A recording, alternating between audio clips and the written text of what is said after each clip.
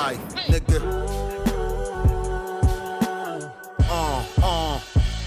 Yeah, your love is love, sincerely yours. Apply pressure for a court. Head to floor, aim the on door.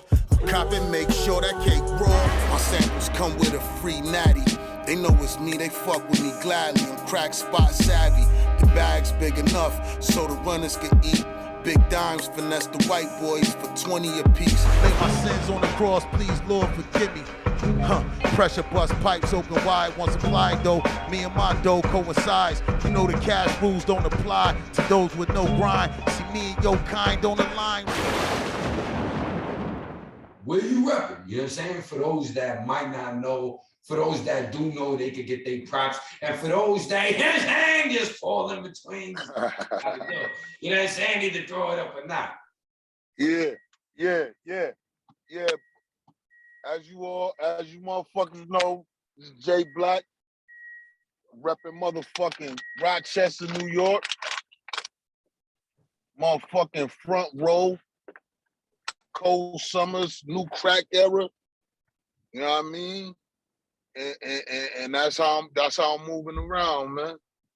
That makes sense. That makes sense. So basically, I understand the connection now a little more with Ito and, you know, kind of who you're moving with and what you're doing, because you actually from up there. So this is just how should I say grassroots. This is like something coming from the essence to the forefront, and this isn't something that was put together necessarily by particular individuals looking to monetize a situation. This is just no. This was you know, the way me and Ito met was we both had a mutual friend. And that mutual friend was probably like what bridged us together. Okay. And I can't even front. My little brother had a lot to do with it too, because when I met Ito, him and my little brother was in like a drug program. Okay. And my little brother kept giving them the word like, yo, my brother nice, you know what I mean? And like I said, our mutual friend pulls up on the block one day with Ito in the car. And okay. he like, yo, your brother been telling me all about you. Man, I went to the studio that day and we've been locked in since. Word, we did like 3-4 songs that night. It seems like also there's another factor to it where you actually get along with some and your personality and all that kind of like gels. You know what I'm trying to say? Yeah, that was definitely the case. All those factors definitely played a part in our bond and our just our rapport, our overall rapport. So yeah, that definitely all those. So what are you, black, Panamanian? You mixed up? What was going on with you? Nah, I'm all niggas, son. You heard? I'm all niggas. Talk about black man. So what was your upbringing like, my brother? Because the way you talk, you talk some big Willie Kilo shit. You talk that tough shit. I've been listening to you, son. So I'm like, absolutely, man. The background was, you know, it wasn't pretty at all. You know, I ain't have a background where, you know, like shit was just all the way, all around, just fucked up. You know what I mean? Gotcha. Because my mom actually made sure we didn't go without. You know what I mean? Like I didn't. Shout out to Mama Dukes. So shout Pop out Dukes to Mama wasn't around. Oh nah, Pop Dukes. Me and my pops, we separated about. I was like 6 or 7. I didn't see him again till I was like 22, and then I seen him like a couple times after that, and then next time I seen him, we was putting him in the ground. God bless him. I learned all my street shit from my mom. You see what I'm saying? I learned how to hustle from my mom. My mom told me, you don't tell on your homeboys. Like she was big on that shit. Like you don't tell on people, you don't do this, you don't do that. Somebody fuck with your little brother, you better go fuck them up type shit. And my projects, like my mom was What's the name of your projects? I'm from Fight Village. Fight Village, okay. Yeah, took my first steps over here, you know what I mean? Like, So when that's did you start to play in the streets necessarily over there? I say probably like I'm like 13, 14. I took my Me show on the too. road. That's when I kind of got Yeah, involved in this shit. like 13, 14. I took my show down the way. You know what I mean? I So probably got my you knew early on not to shit where you sleep. not necessarily because I shit. Oh, so you just took it out of mama's view. Like if Yo, mama could look nah, off the porch I was or out the yo window and on can't some real see me, I'm good. on some real shit. I was doing it with my mom. Oh See what I'm shit, saying? yo, this is Yeah. gangster, nigga. So you This on is like what I'm some telling 50 you. Cent shit. This is what I'm telling you. My mom taught me everything. I didn't learn from a nigga. I didn't. I mean, shit. I learned from a nigga. I learned from niggas because like all my friends was kind of older than me, but I learned. You learn like manly things and certain stuff like that, but not necessarily the street culture game, how to get a dollar and shit like that. That shit was all from my mom. My mom put that shit in us. Like she like, nigga, get off your ass. This what you do. This how you do this. When I was 16, I shot one of my best friends when I was 16. When I Oh was shit. 16, By yeah, accident or on purpose? yeah, it was by accident. I was Wow. we was getting some money, you know what I mean? And we was going to score. And some niggas act like they wanted to rob us. And I'm like, yo, I'm not giving up nothing. The hood we was in was these niggas is robbers over here. This is What's that hood? we was on this shit called Conky. You know what I One more mean? time, Kanji? Conky Avenue. Oh, Cocky Avenue. Okay. Yeah, and them niggas, that it's a whole bunch of stick-up kids over there. You know what I mean? Some niggas roll by looking at us crazy. Then they like did some old other shit. And then man, them niggas, they did some shit to where I kind of like panicked. And I'm like, oh shit, oh, bang, bang. I just went to squeezing and I hit my man. And hell yeah, Are you right-handed or left-handed? Right-handed. So you reached so your man was standing to the side and you reached across him and shot. Nah, I kind of like shot behind me. And he was like behind me. Oh, and he was kind of like a little bit behind you. Yeah, he was behind me when I was hitting. And you know what I mean? But yeah, it was a minor injury, basically. Yeah, it was kind of minor. I caught him good, but are you still friends, or did he get pissed off behind that? Nah, hell no. That's one of my best friends. So them niggas actually, in reality, they like, this nigga crazy. He just shot his friend. He gonna murder us all. Let's get the fuck out of here. Nah. It was the niggas, they drove off. They like sped off and shit.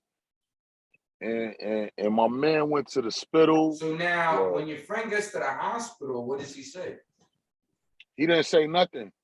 When we got to the house where we was going to score from, it was a bitch in there. And you know what I mean? Like I said, I'm 16. So your friend got shot and you niggas still went to buy drugs? He didn't go to the hospital immediately? Yeah, he went to the hospital. I went back to the house. Gangsta! Yo, I went back to the house and shit. I think like that Monday I went to school. Or like I went on by my day. I got pinched in school about this shit though. Okay. Police came and grabbed me from school and shit. So yeah, man, young niggas, man, trying to said what? This bitch when we went to go cop, she knew his mom and my mom, and that bitch told everything.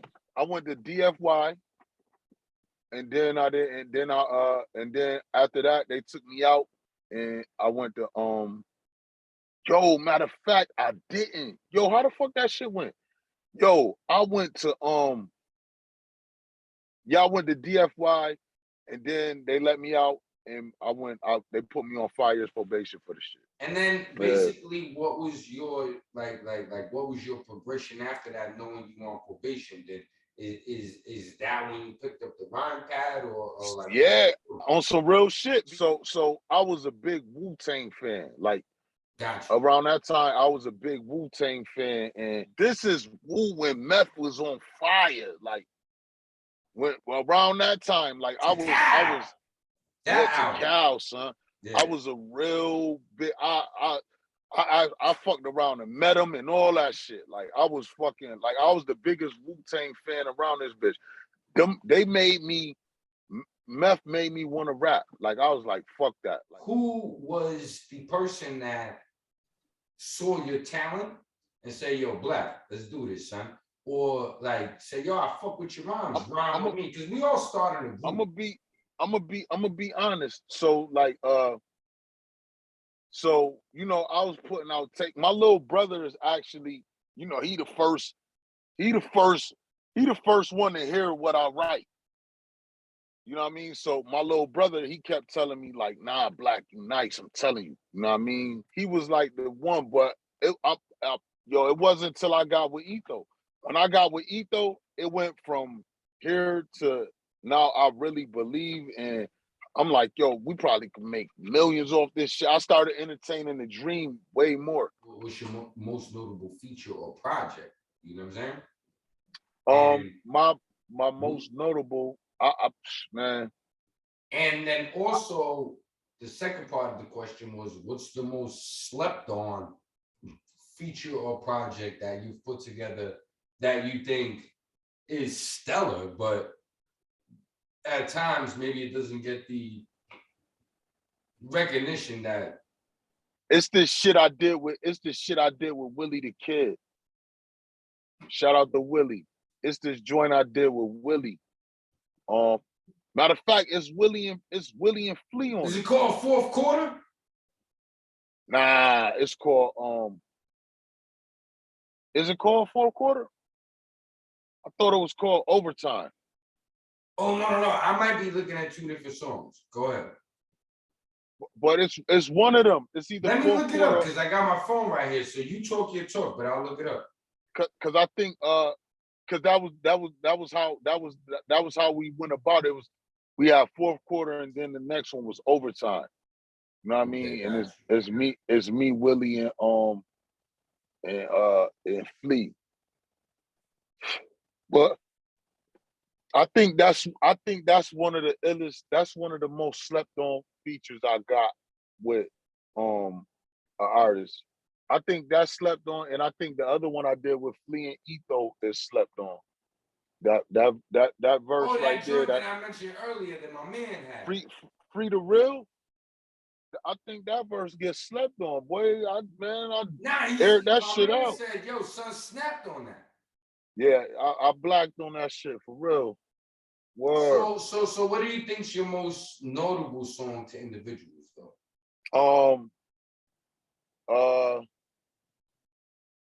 Right now, Boom Bye Bye. For whatever people may know.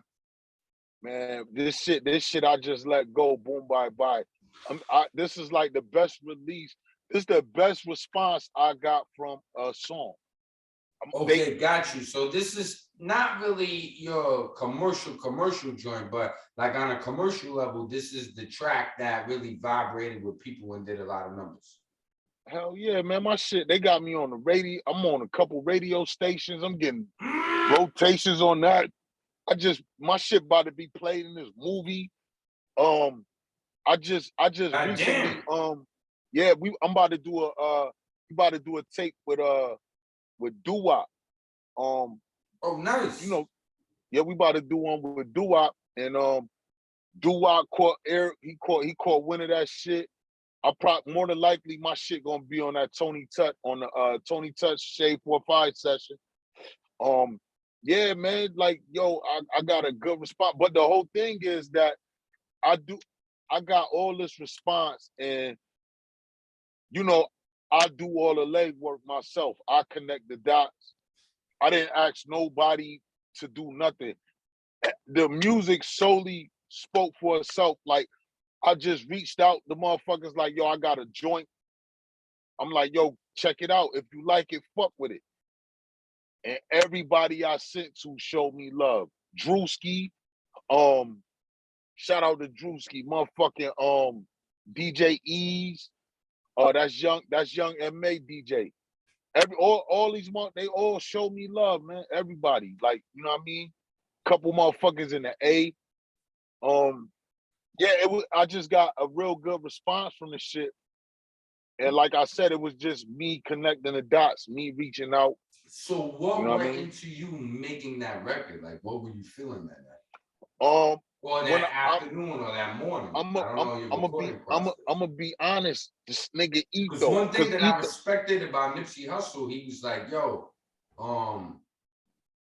I would record in the daytime in the morning when I have the most energy, get that shit out the way. That's fire. Knock down my knockdown, and then the rest of the day is me. Yeah. My man do that too. My man Mav, that nigga record like 5 in the morning, 6 in the morning. You know what I mean? He one of them niggas. But what made Etho made the beat? He sent me the beat, and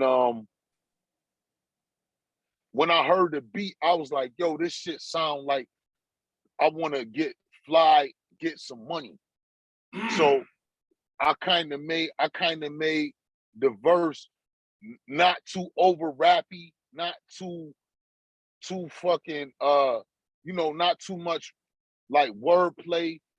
I kind of like try to dumb it down, but still. Basically, you were hard in the paint, but it was a practice. It wasn't like I didn't try to over. You wasn't trying to be too intricate. You were like, yo, let me just put some work in real quick, get my not thinking that this was the shit that was gonna be like boom. That was just that's the shit that song got legs. Everywhere I play it, anywhere that anybody I let listen to it. Are you on the rooftop in that video or something? Yeah. I watched it. Yeah, definitely. Yeah. Well, I think too, it's your cadence, your flow, and how you rhymed with the beat.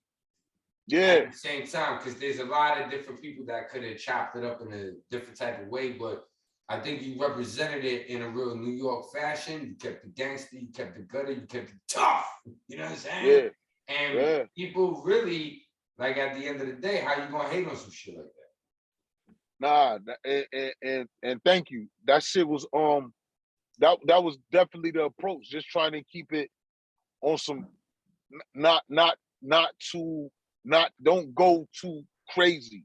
Just let's not overthink this shit. Yeah. Let's kind of have fun. Let's be serious though. We're making a track, we're making a song, we're gonna take it serious, but I'm not going we're not figuring out the Rubik's Cube on this shit right here. Let's just let it rock.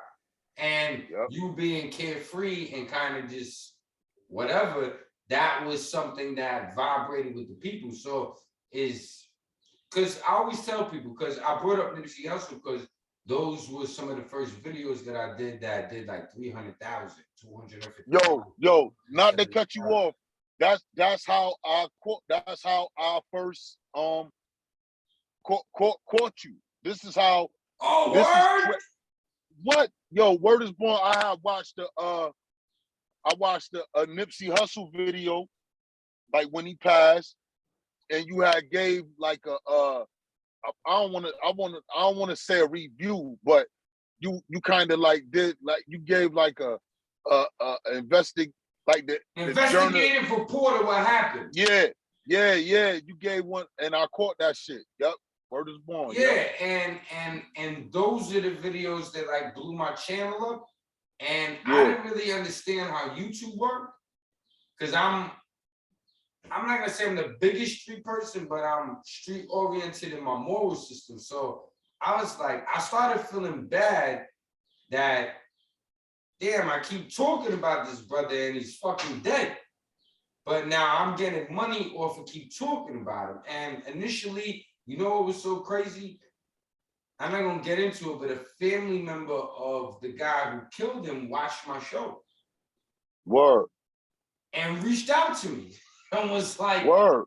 Yo, son, I want to tell you about son and his mental issues, and all these things are coming out of court now. But I was kind of like the first person, not kind of, I was the first person to put a video out and say, this guy's off.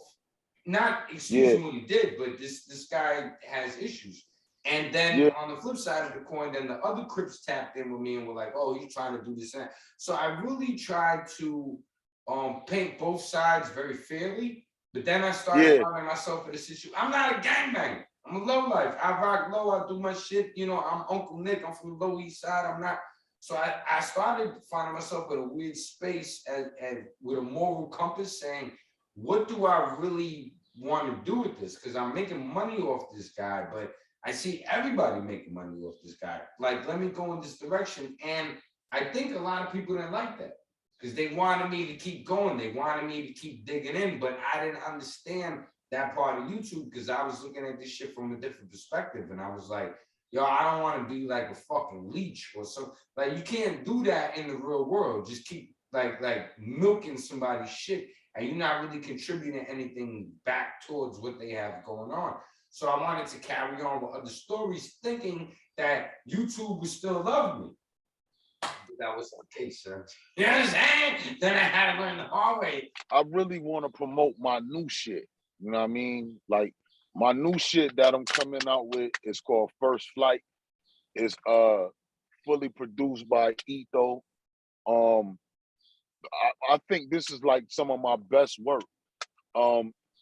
As far as like the structure, the song content, I think it's just perfectly balanced because I kind of like let Etho almost kind of like steer the One boat thing I'm with gonna it. say about him, he's a phenomenal MC. I like the way he does his shit. You know, I was watching Carlito's Way the other day, and it is really interesting now because if you're a hip hop head, there's no way that you can watch Carlito's Way and not think it's good. Throughout every scene, throughout the most impactful scenes, the things that were popping like that. You know what I'm saying? Because he did that album. I thought it was amazing that now in my mind, just me being a motherfucker from the streets, that now when I watch that movie, I think of Etho because he did his thing on that. So I know that he's not only a great MC, but he's a cinematic thinker. But also he's a phenomenal producer. So this motherfucker's like the Bulls. You know what I'm saying? When they did this trifecta.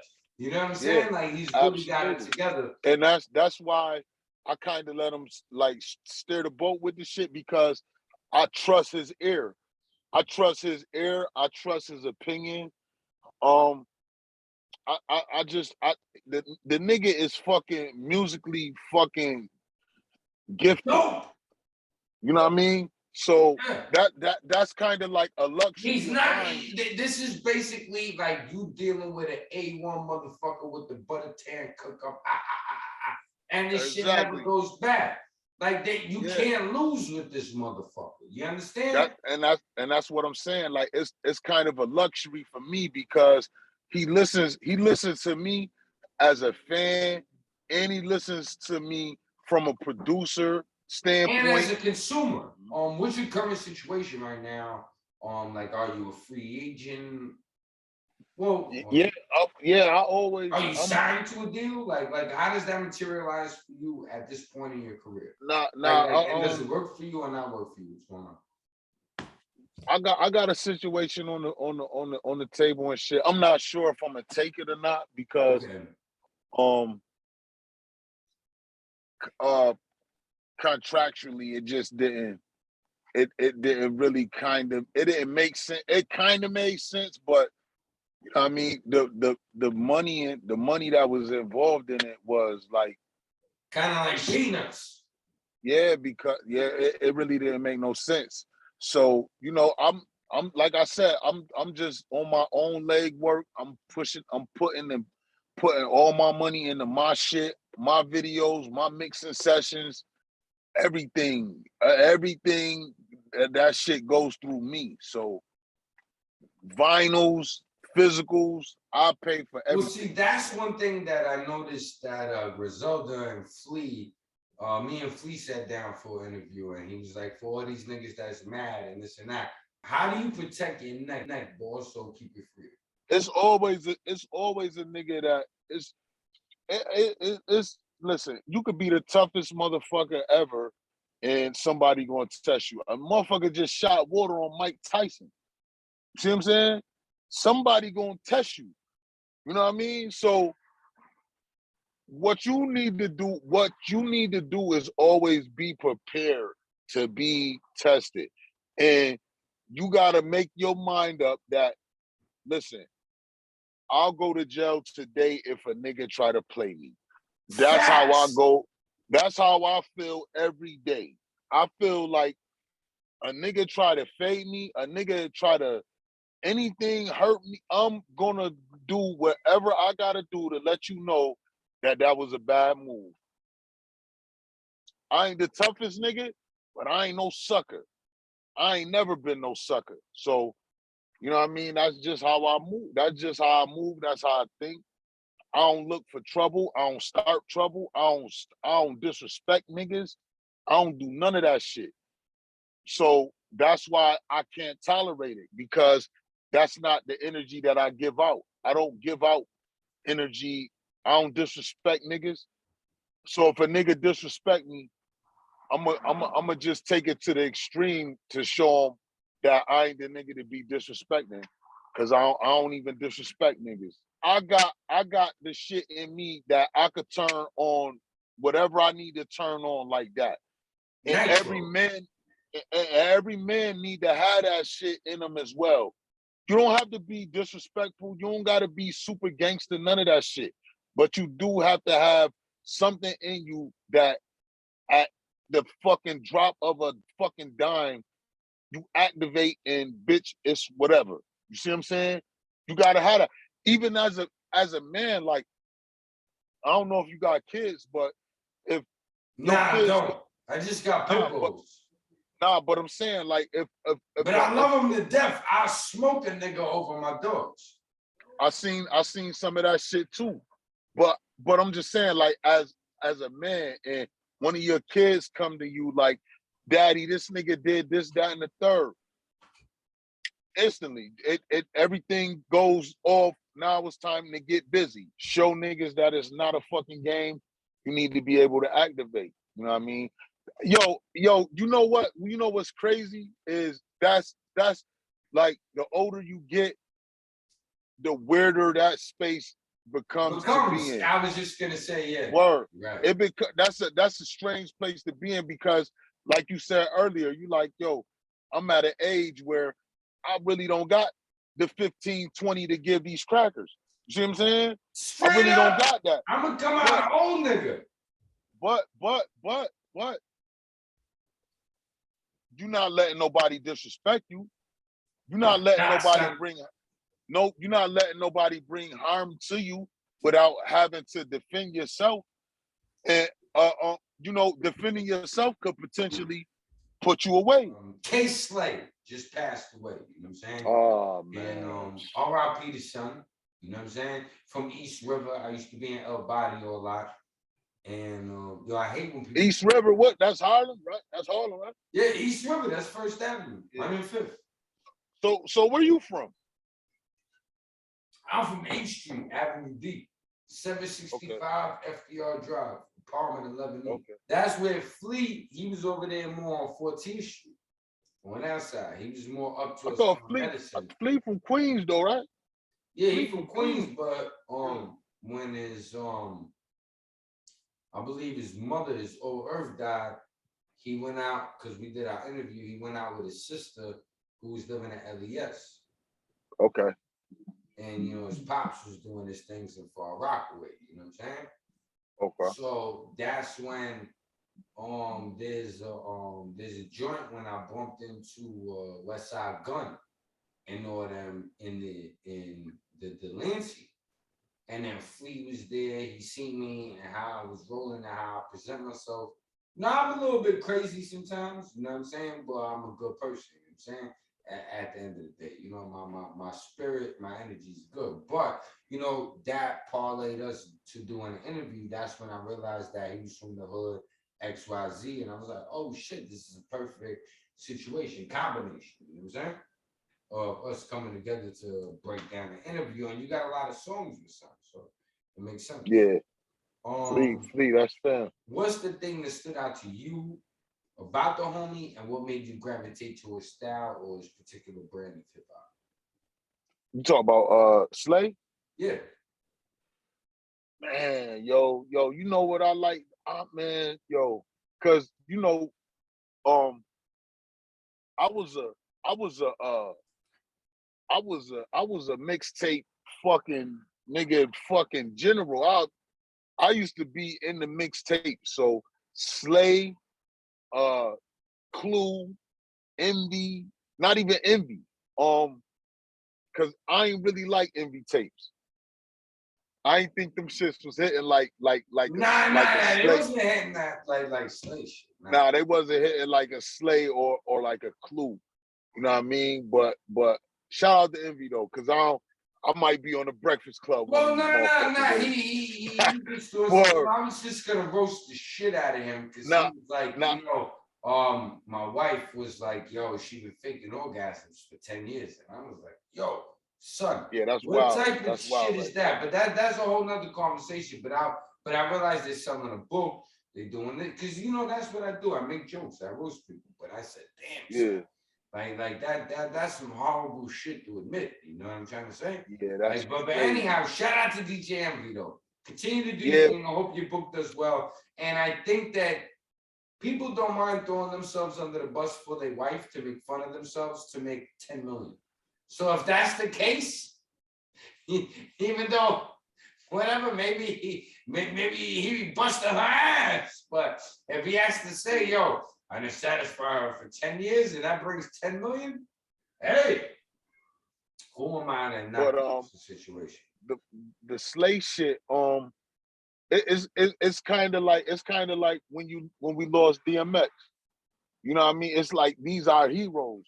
Like nigga, these is the niggas that I watch. You know what I mean? Like you know, like I said, these are heroes as far as like, you know what I mean, this hip hop shit and watching the motherfuckers that really play a part in this shit. Yeah, I cried when DMX died. I should have tipped. Come on, son, word, man. Them niggas, That's them word to niggas my is mother. like it go from music to you feeling like these is your fucking family. You see what I'm saying? Facts. And Slay was always like one of them motherfuckers who I felt like was like a nigga that I rooted for and a nigga that rooted for niggas like me. Niggas, the underdog niggas, the niggas who is nice, but niggas is still street level. So like, yeah, that was a big loss, man. I hate to see that nigga go. My man just lost his fiance to that COVID shit. You know what I mean? That shit is super whack, man. So, you know what I mean? I really don't know what's the answer to that shit. Because I haven't gotten COVID. I know mad people that have gotten COVID. And I've been in the streets. I'll be on the train every day. I'll be doing what I'm doing. But they said I'm in the streets in the gym. All I've been doing is taking my sea moss, my black seed oil, my vitamins, fucking working out, and man, trying to eat better. exactly. Fuck that COVID shit. Now there's a thing called fuck, kill, and marry, right? But we're gonna be politically correct, and we're gonna call this smash, wife, or bury. You know what I'm saying? So fuck, kill, marry, but we changed it into smash, wife, bury, right? And you can say, I want to answer this, I don't want to answer this, but we got picks for you, right?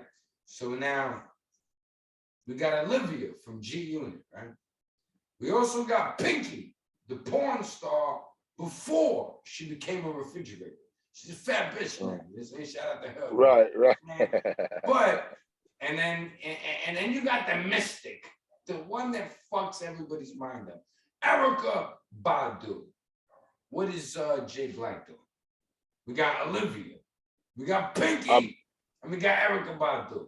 Fuck, kill, marry, smash, wife, or bury. Shorty get buried. Pinky get buried. Fuck out of here. Ah. Pinky is buried. Fucking damn, man. I wouldn't marry Erica Badu. She like too many incense. Yo, She son, turned talk about it. She's a little too off the hook with his shit, yeah, right? son. She turned three stacks in a motherfucking that nigga wearing bras and fucking feathery pants. But check the fly shit. If I had to choose out of her and Olivia, I'ma smash Olivia and I'll marry Erica. Because that's what I thought. Come on, son. Nah, word. I'll marry Erica. You know why? Because Erica, she got some shit with her, son. Like she in tune. You heard? And I think but that she needs I'll a mess real well nigga. with that. Yeah, she need a real nigga. You heard? But she sharp though, son. She ain't no idiot. I mean, There you go. So there could be prosperity there. Yeah, it could be something there. Olivia, I think I don't see. I just nothing. bust your ass every now and then. You can sing a hook. Yeah. Fuck out of here. Yeah. Get the fuck out of here. You heard? But yeah, I that's how that'll pan out right there. So yo, Jay, what do you want to leave the people with before we get the fuck up out of here? Just follow me on Instagram. That's the only social media platform I got. It's J Black, JAI BLAC KKK. No affiliation. You heard? Just get in tune with me. I'm about to drop a slew of music, a bunch of fucking projects, and you can always guarantee that my shit is gonna be quality, fucking reality rap. You heard? And that's where I'm at with it, man. Just fuck with me, real nigga, real shit going on. If that's your cup of tea, I'm one of them niggas you need to fuck with, straight up. You know you remind me of a little bit, not your cadence, not your flow, not your anything, just your grind and your hustle. My nigga Rome Streets. I remember Peace to Rome. Peace to Rome. I remember when Rome was just, I don't remember when he was just coming through, but I remember when I came on his radar. And I had him on the show, I interviewed him, we did a few things, you know what I'm saying? And Rome is really an interesting individual in the sense that he just laser sharp. He's just an ill nigga. Mm-hmm. He just do what he had to do, and he's went the way he had to go. And I feel that just the lyrical display and how you put the work in, it's just gonna speak volumes. So just like people don't talk like Rome on the track. That nigga is fucking nasty, son. And I think you're too. So, but I've also listened to Rome from his earlier projects all the way up until present day, and every project he gets nastier. And I've thought that I'm like, after the naughty windbreaker shit, I was like, that's my shit. What gonna do after this shit? That's my shit. And the nigga kept coming back more and more. So it's like, I see you following that pattern as to Jay just keeps getting better and better. And niggas like, yo, this nigga Black just keep murdering shit, and his style just keeps progressing. Like, I could see you like that. And then eventually, thank you, bro. A comfortable situation for yourself. Most definitely. Thank you. I appreciate that. Man. Word. And definitely, I'm gonna just keep working. You could just motherfucking guarantee to get, you know what I mean, the fucking the real rap that, you know what I mean, niggas is fucking lacking out here, son. You know what I mean? Word. I'm just. Well, that's what it boils down to. You got a lot of people, microwave motherfuckers creating shit very fast, and you got a lot of people jumping off, and the substance of things is being absorbed, but then at the same time, when this is being absorbed at the pace that this other shit is being absorbed. You know what I'm saying? So Right. like just gotta be patient. You just gotta wait your turn, but also give the people what they want. And it's like eventually this machine does work and it does turn out the best. So I think you can be one of the best. You know what I'm saying? My And G, from listening to appreciate what you presented this far, your personality, just how you keep it real, your cadence, this and that. I think that you're next up. You know what I'm saying? So appreciate that that. being Appreciate said, that. I appreciate you tapping in. Shout out to my man Jay Rios, you know what I'm saying, coming through, connecting the dots all the time. Shout out to Ito, Yep. Lord, everybody involved. You enjoy the rest of your Sunday. I'm gonna pop all this shit together, and we're gonna be releasing these joints this week. Okay, no doubt. All right. You already know, bro. Thank you. All right, thank you, Sean. One. Yep.